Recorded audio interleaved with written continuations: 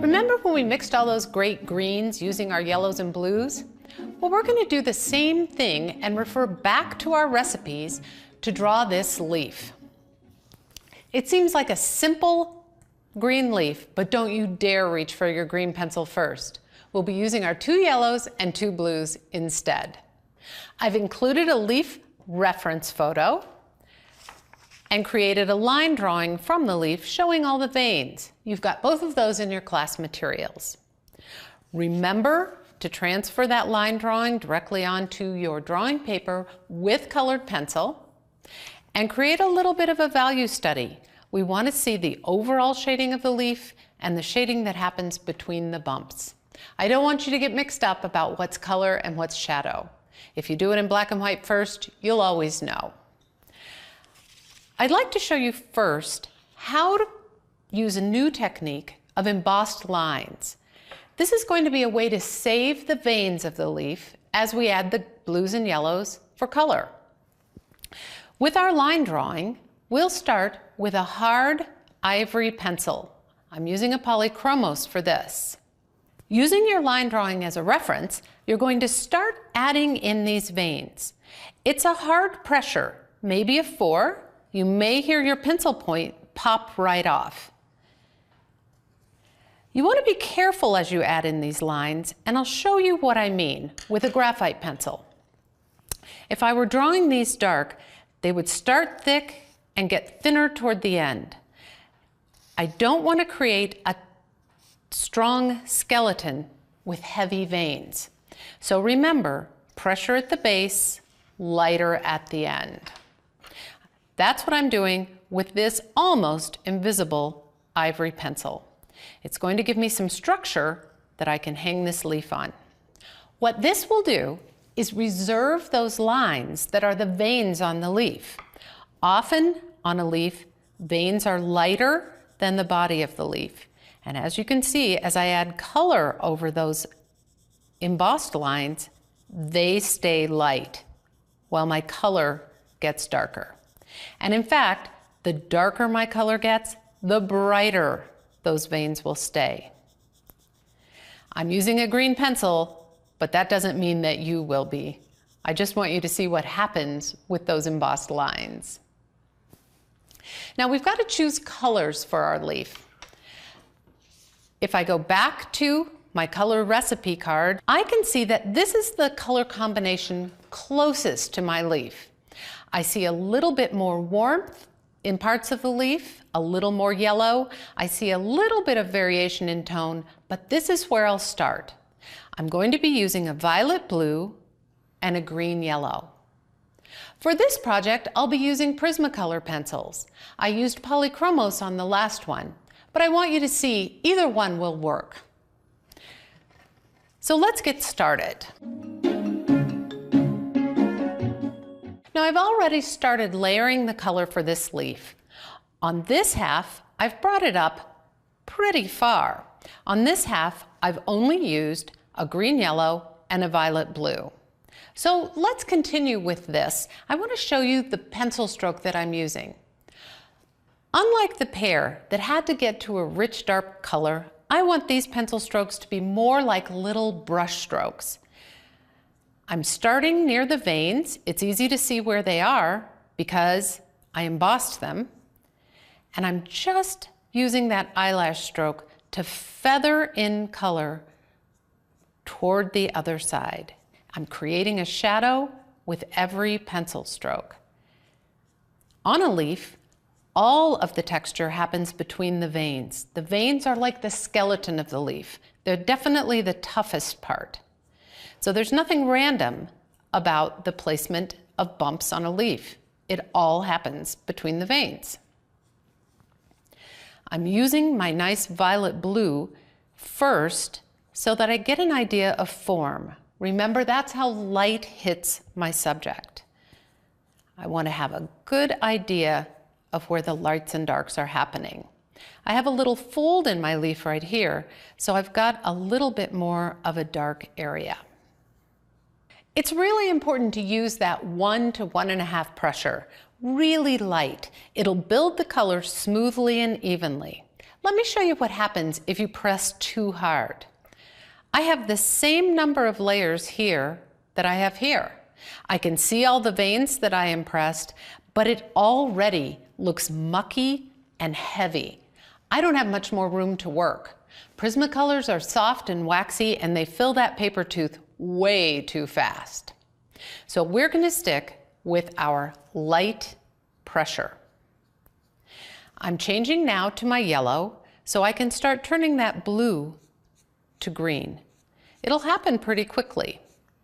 Yellow's a lighter hue, so remember to keep your pressure light too. You'll be tempted to press harder, but avoid the urge. We want a nice, even mix of green to develop here. I'm following the same contours with both colors, leaving lightness on this side of each bump and creating darker greens closer to the vein here. You can just see the green blooming here. You'll notice that as I build this color, the veins stand out more. I won't lose them now because I embossed them with that harder pencil. You can see that this is a really slow process. It's what I like about colored pencil. It's really important for the results, but it's really good for your heart too. It feels like meditation. Now, you can already see form developing here. You can see the dips and the rises in this leaf. I'm going to let them be pretty strong for a while. At the tip of that leaf, I see a little bit more of a warm green. So I'm going to bring in my green blue and add a couple of layers in the areas that I want to shift the green.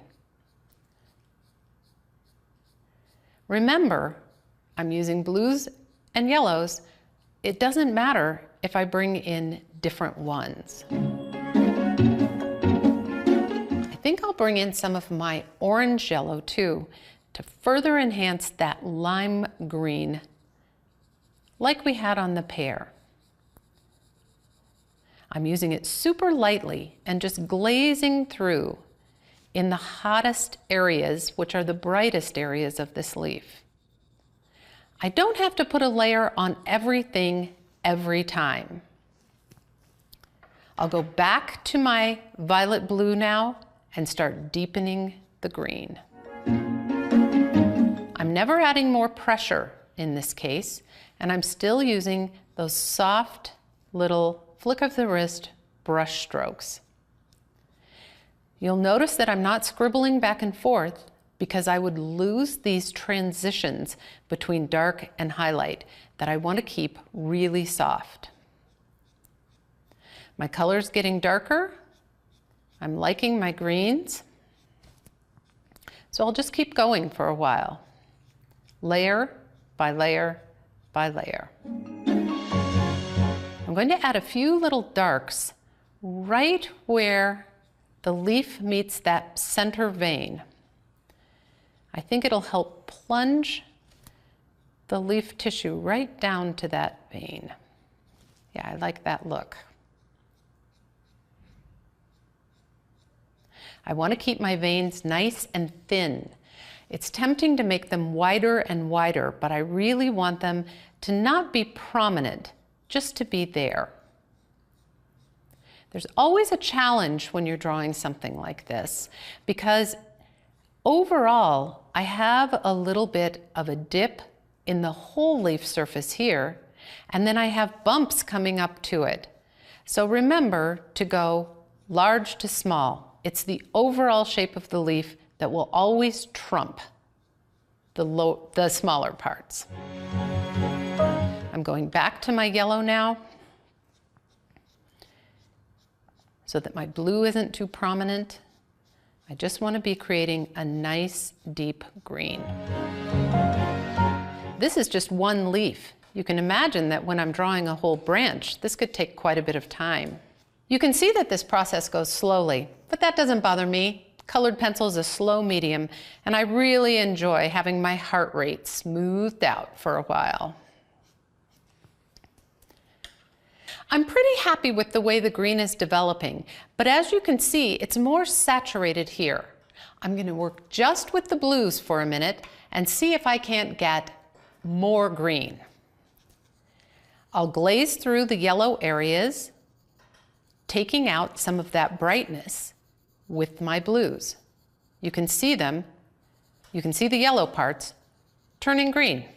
I still have nice highlights, lighter areas and darker areas, but I need to turn this whole leaf green. I'll go to my other yellow for a moment. Using a 1 pressure, I'm just barely glazing through, adding just a touch of that complement to tone down the brightness. I'm drawing right over the veins now, and it doesn't bother them at all. They'll always stay because I embossed them.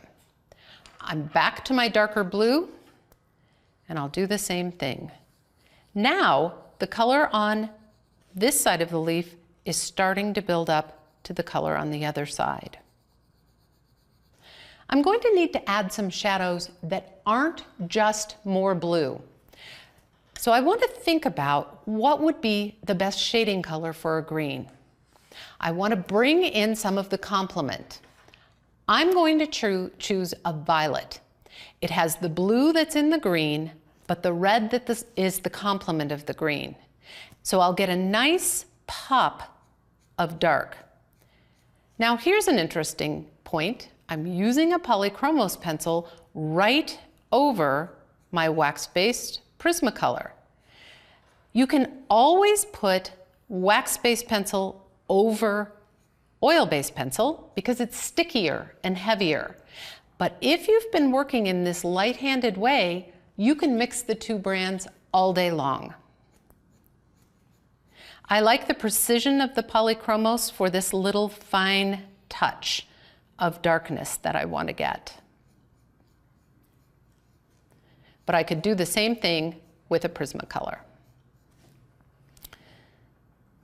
I'll add a little bit of darkness over on this other side to match.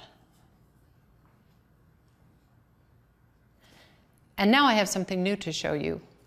We've been just using blues and yellows, a little bit of violet for shading. I want to show you what happens if you top this off with a green pencil. It's a little process I call mixing and topping. The green pencil will just knit together the blues and the yellows. I'm applying it with a 0 to 1 pressure, just as though I had a light wash of it to put over my blue and yellow. But you'll see the green will intensify, and those transitions of blue to yellow will all but disappear. So I don't have to avoid green pencils, I just don't want to start with it. You remember from before, the flat green pencil was just too boring, and this is really a beautiful combination. I'm going to use this green pencil to just wash through the veins so they're not quite so stark. They'll really show up best as a change of value. So I have a light value here, here's a vein, here's a darker value. That's really how we tend to see them, rather than as separate little lines. I'll add some green pencil over my blue and yellow on the other side too, to bring them together. There's a little bit of a texture along the edge of the leaf that I don't have over here. So let me show you how you can get that edge. I purposely left a smooth edge to start with. Now I'm going to take my green pencil, because it's the best blend, and make little marks down the edge. These are called serrations on a leaf. I won't see them here because that's a fold. They'll pick up again here. I'll be joining them together with a little bit of coloring. It would be so hard to draw each little triangle, but I definitely get the effect. I'll bring in my pencil and color up to the edge of those. And now they look like they were always there. Good trick. I want to show you two ways to blend the green pencil on this leaf. The first one you'll recognize from before. It's our regular colorless blender. I've done it a little bit over here, so let me show you how it will work out here. I'm using a small circular motion, a little bit more pressure. I would say I'm at about a 3. And I'm just covering lightly through all the areas. I'm not going to worry about blending these little serrations because I really can't control the point of the blender that carefully. This is taking my green pencil, blending it with the yellows and blues, and I get a really beautiful painterly quality to my colored pencil work. It'll also help the leaf look a little more shiny. But I can also add a little highlight with a blender. Here's a trick we haven't tried before. I'm going to use a white Prismacolor as a blender. I can do this separately or right over what I've done. It'll pick up a little bit of a highlight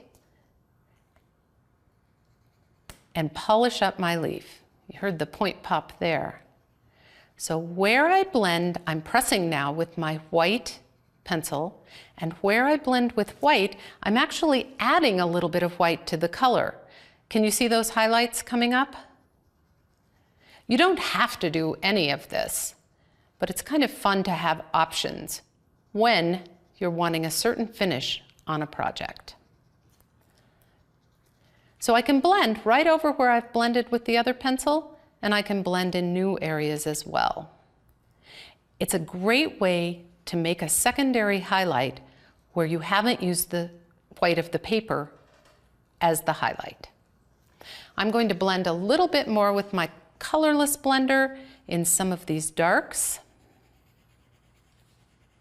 to really polish up this leaf. I'm using quite a bit of pressure now. I'm at about a 4, and I'm going to blend right over those embossed lines to drag a little bit of pigment into them. I definitely have the lighter side of the leaf and the darker side of the leaf. The last thing that I have is the stem.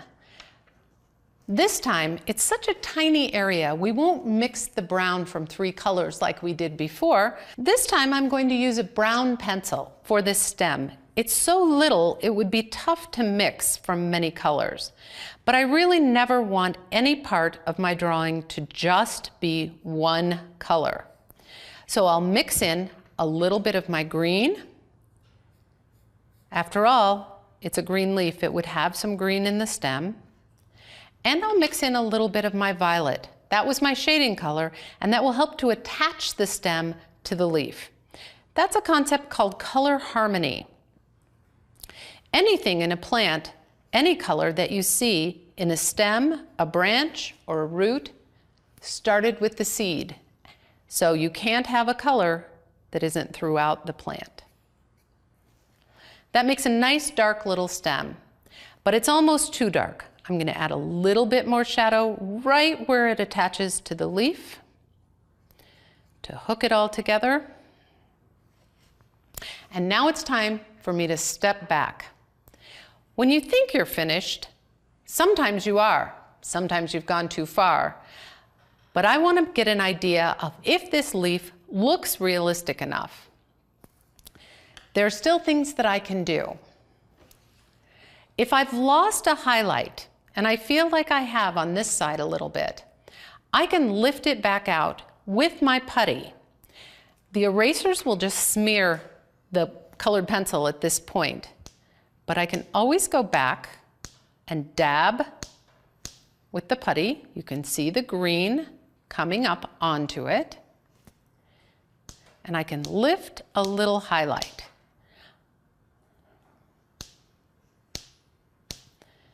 That sticky sound is pencil sticking to putty. I'll lift just a little more, and now I'll go back with my white pencil. It has some paper tooth to grab, so it'll actually lift a little better highlight. It seems like you wouldn't be able to fix things with colored pencil, but it's amazing how much you can add even at the end. The other thing that I see is I want to green up some of these dark areas a little bit more. So with a little more pressure, I'm going to add a little of my green pencil into the darks. I can smooth right into that white blending that I did. Remember, when you've done blending, either with a white pencil or with the colorless blender, you can always add just another layer or two. And I like the way that it kind of smooths together. I'm looking for any area that could just use one more touch. And I can see that the serrations down on this side are a little unclear. They're in shadow, so I'll give them a little dark on the back side just to pump them up. I'm using the blue first for this. Now my second blue. I don't really want them to be as much dark as just richer. I'm going to add a couple more touches throughout the leaf, right on top of all my blending with this blue, just to liven up that green. I like the look of colors coming together. It's sort of an impressionist view rather than being too literal. I see one more spot that could use a little more green, and I'm going to call this leaf finished. All it needs now is a signature. In the first two projects, we were just using 6 colors. Now we'll open it up to all the 16 pencils in our collection, and we'll draw a persimmon.